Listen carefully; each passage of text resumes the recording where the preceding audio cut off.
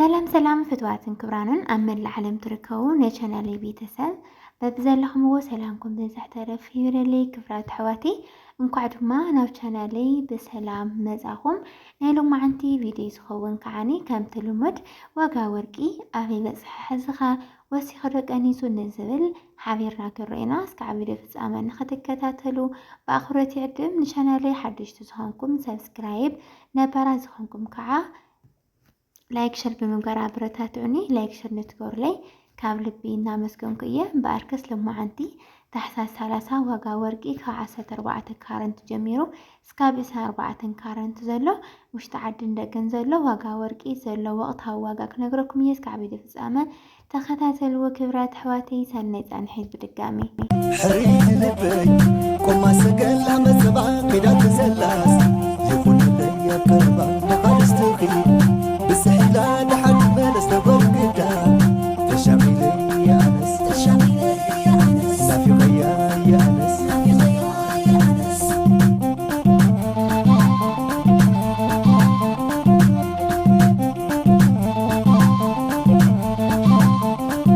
حلو بسبالات نابتو الشاطئ على نوالكو شابو خصبي عقبتكو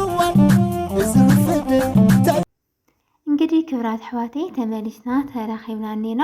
ዋጋ ወርቂ ከርከልና በመጀመሪያ በዓል 14 ካረንቲና ክርእ ማለት እዩ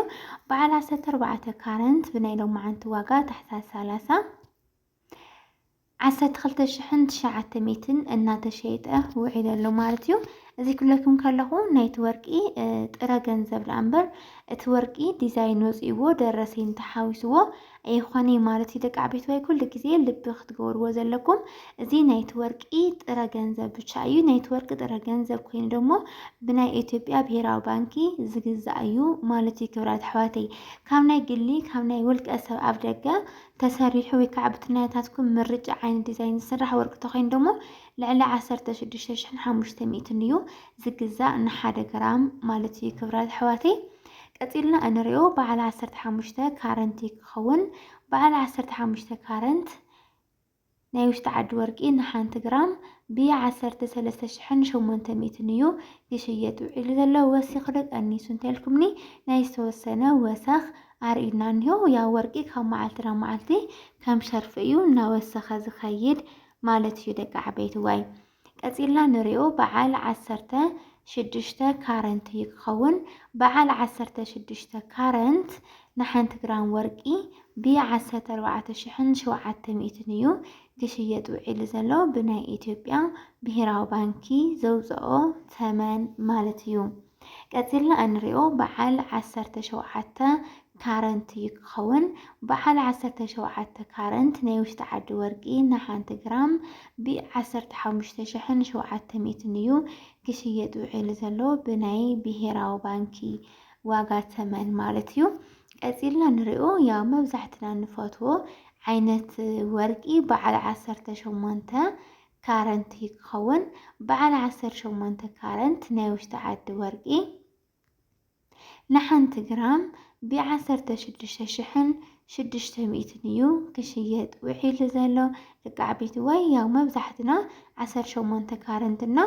21 ካረንትና ንፈቱ ስለዚ እዚ ብናይ ኢትዮጵያ ብሄራዊ ባንኪ ክኸውን ከሎ ብናይ ግለሰብ ወይ ከዓ ውልቀ ሰብ ደገ ተስርሑ ትደልዩ ማለት ንኣብነት 18 ካረንት 16,600 ብናይ ኢትዮጵያ ብሄራዊ ባንኪ ናይታ ወርቂ ጥረ ገንዘብ እያ እንተልናያ ኣብ ደገ ደሞ ልዕሊ 20,000 እዩ ዝሽየጥ 18 ካረንት ማለት እዩ ንምንታይ ትልኩምኒ ኣብ ደገ እዞም ግለሰብ ወይ ከዓ ውልቀ ሰባት ካብ ኢትዮጵያ ብሄራዊ ባንኪ ገዚኦም ንዓቶም ግን ኣትሪፎም ዝተፈላለዩ ዓይነት ጌጣጌጥ ዲዛይን ብንስኻትኩም ዝኣዘዝኩምዎም ዲዛይን ሰሪሖም ግብሪ ከፊሎም ገዛ ኸራይ ከፊሎም ናይ ሰራሕተኛ ከፊሎም ስለዝኾነ ብውልክዕ ድማ ካብቲ ናይ ኢትዮጵያ ብሄራዊ ባንኪ ዝገዝኡ ዋጋ ወርቂ ዕፅፊ ወሲኾም እዮም ዝሸጥዎ ማለት እዩ ክብራት ሕዋቴና ኣብዚ ልቢ ክንብል ኣለና ቀፂልና ንሪኦ በዓል 19 ካረንት ይክኸውን በዓል 19 ካረንት ናይ ውሽጢ ዓዲ ወርቂ ንሓንቲ ግራም ብ17,500 እዩ ክሽየጥ ውዒሉ ዘሎ ብሎማዓንቲ ዕለት ማለት እዩ ክብራት ኣሕዋተይ ቀፂልና ንሪኦ በዓል 20 ካረንት እዩ ክኸውን በዓል 20 ካረንት ናይ ውሽጢ ዓዲ ወርቂ ብናይ ኢትዮጵያ ብሄራዊ ባንኪ ዝተተመነሉ ናይ ሎማዓንቲ ዋጋ ብ18,400 እዩ ክሽየጥ ውዒሉ ዘሎ ማለት እዩ። ቀፂልና እንሪኦ በዓል 21 ካረንት እዩ ክኸውን በዓል 21 ካረንት ናይ ውሽጢ ዓዲ ወርቂ ንሓንቲ ግራም ብ19,470 እዩ ክሽየጥ ውዒሉ ዘሎ 21 ካረንት ዳርጋ 89% መብዛሕትኡ ሰብ ዝመርጾ ጽቡቕ ወርቂ እዩ። በዓል 21 ካረንት ናይ ወርቂ ንጽህና እንታይ ዝኣክል እዩ እንተኢልና ከባቢ 92% ወርቂ እዩ። 7-8% ደግሞ ዝተፈላለየ ዓይነት ብረታ ብረት ዚንክ ሓዊሶም ዝሰርሕዎ ወርቂ እዩ ማለት እዩ። ስለዚ 92% ጽሩይ ወርቂ እንድሕር ኮይኑ ብጣዕሚ ጽቡቕ እዩ ማለት ኢና ነዚ እዩ ድማ መብዛሕትኡ ሰብ ብፍላይ ኣብ ናይ ቀለበት ፕሮሚስ ዝኣስርሉ ማለት እዩ በዓል 21 ካረንት ዝመርጽዎ ማለት እዩ። ቀፂልና ንሪኦ በዓል 22 ካረንት ክኸውን በዓል 22 ካረንት ናይ ውሽጢ ዓዲ ወርቂ ንሓንቲ ግራም ማለት እዩ ብ20,300 እዩ ክሽየጥ ውዒሉ ዘሎ። እዚ ማለት ሓፈሻዊ ክንሪኦ ከለና ብጣዕሚ እዩ ወሳኺ ዝኒሄዎ እናወሰኸ እዩ ዝኸድ ዘሎ ዋጋ ወርቂ። ስለዚ ዋጋ ወርቂ ክትፈልጡ ትደልዩ ሓዚ ተገዛእና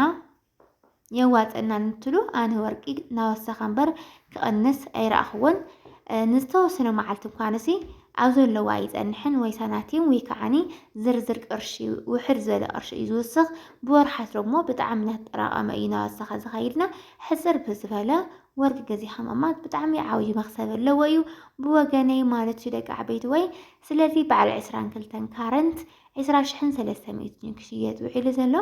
ናይ ሎማዓንቲ ዋጋ ወርቂ ከምዚ እዩ ዝመስል ነይሩ። ሓሳብ ሬታኹም ኣብ ኮሜንት ጻሓፉ። ቂር ዘለኩም ነገር ተህልዩ ብናይ ወርቂ ዙርያ ማለት እዩ ኣብ ኮሜንት ጻሓፉለይ።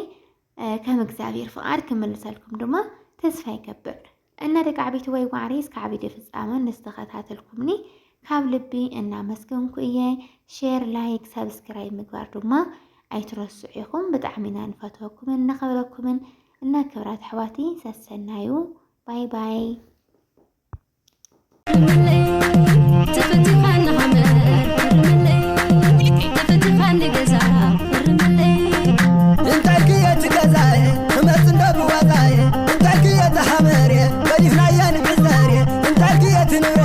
كاسيل كان دازحتاتي انت الكيات